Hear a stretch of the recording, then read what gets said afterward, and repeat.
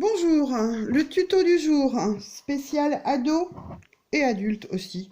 On va dire pour les enfants à partir de 8-9 ans, ça doit marcher ça. Bah, vous me direz, tiens. Donc, bonjour à tous, en ce Xème jour de confinement, parce que quand on aime, on ne compte pas, nous allons faire un tuto qui est spécial sur les yeux. Alors, j'ai des adolescents qui me dessinent toutes, je dis toutes, hein, parce qu'il y a quand même beaucoup de filles, euh, un œil. Elles font un très très bel œil. Donc on va d'abord commencer par ça, on va faire un œil. Donc un œil, en fait, c'est une forme de poisson amélioré. Donc on fait le dos du poisson. On lui fait un nez qui va vers le bas. Ouais, vous allez me dire, c'est bizarre. Et on fait le dessous du poisson, mais alors il ne faut pas que le dessous du poisson soit pareil que le dessus du poisson. Vous irez voir les gens dans les yeux, on a le temps en ce moment, vous vous rendrez compte que le dessous n'est jamais pareil que le dessus, ou très très rarement. Il y a quelques cas de symétrie, mais c'est assez rare. Ensuite, nous allons mettre la partie colorée de l'œil qui s'appelle l'iris. Donc l'iris, c'est un rond en fait. Alors on le voit rarement en entier. Bien souvent, chez les gens, il manque soit le haut, soit le bas, soit les deux. Et il y a quelques personnes pour qui on voit tout. Alors, c'est un rond avec au milieu un autre rond qu'on appelle la pupille, qui est en fait le trou par lequel passent nos images. Voilà.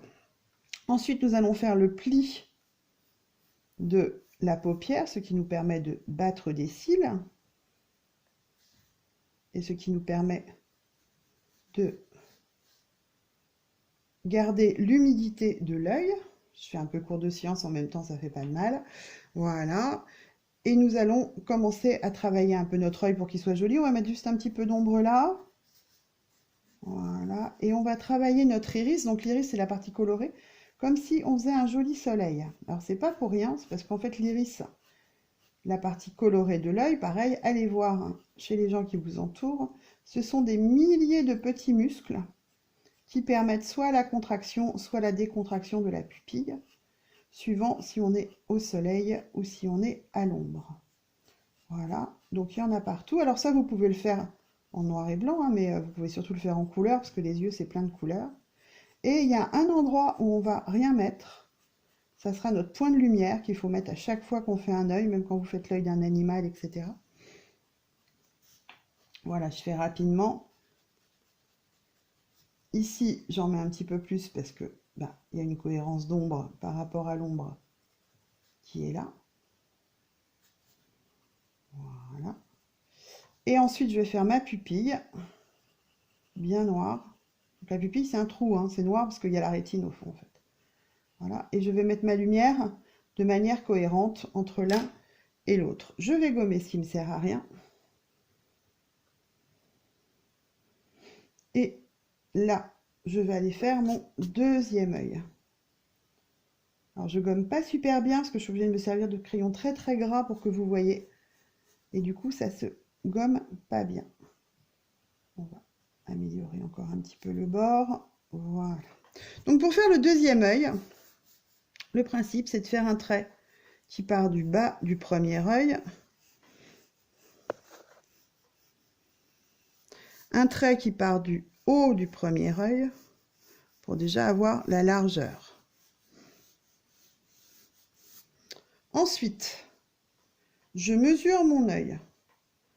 Je laisse un vide de la taille de cet œil et je refais la taille de mon œil. En fait, entre les deux yeux, majoritairement, il y a la taille d'un œil, à peu près.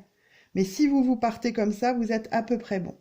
Là, on va soulever un point très important. Il est impossible de faire quelque chose de symétrique. L'humain n'y arrive pas. Quand on fait du symétrique, en général, c'est que on a ou décalqué ou on s'est servi d'un ordinateur. Donc, je vous refais les traits correctement. Celui-là, celui-là. Et là, on est parti pour faire l'œil. On est parti. Donc, on essaye de faire le mieux possible. On regarde son premier œil. Alors, vous voyez, mon mouvement n'est pas du tout le même. Moi, je suis droitière. Le mouvement n'est pas du tout le même. Par contre, je peux voir que mon sac lacrymal, là, il baisse beaucoup, beaucoup. Et il remonte, et qu'il est assez important. Il remonte au-delà de mon trait. Et ça va me permettre de faire le dessous le mieux possible aussi.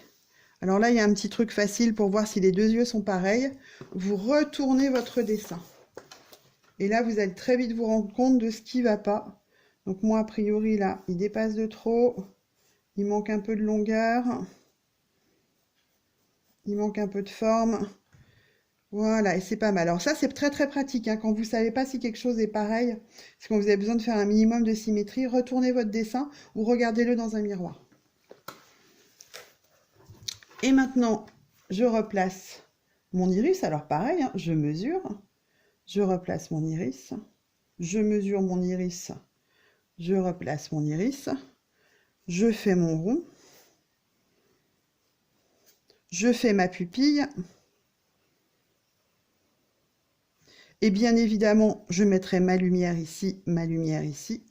Je refais mon pli de paupière en essayant pareil que ce soit à peu près symétrique. Alors, pareil, hein, si vous avez besoin, vous faites un trait. Vous voyez, moi je l'ai fait beaucoup trop haut là.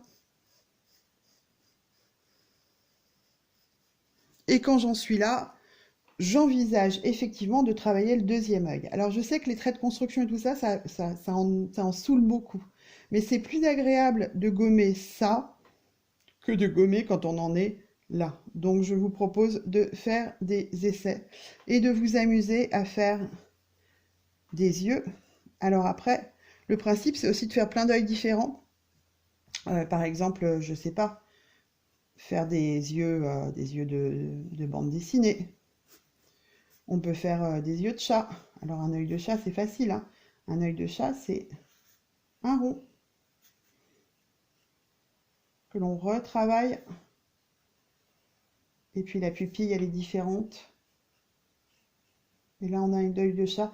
Allez voir sur Internet, il y a plein d'œils différents. Essayez de donner des caractères différents à vos yeux.